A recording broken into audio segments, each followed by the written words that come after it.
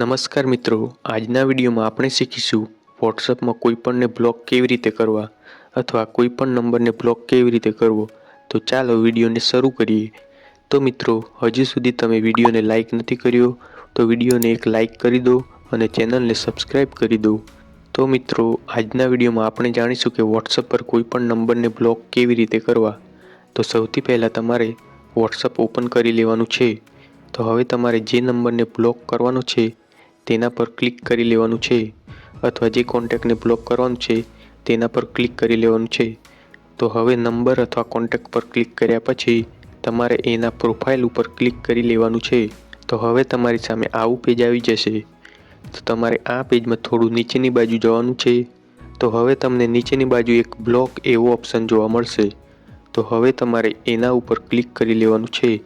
તો હવે ફરીથી તમારે બ્લોક ઉપર ક્લિક કરી લેવાનું છે। તો મિત્રો, હવે એ નંબર તમારા વોટ્સઅપમાં બ્લોક થઈ જશે।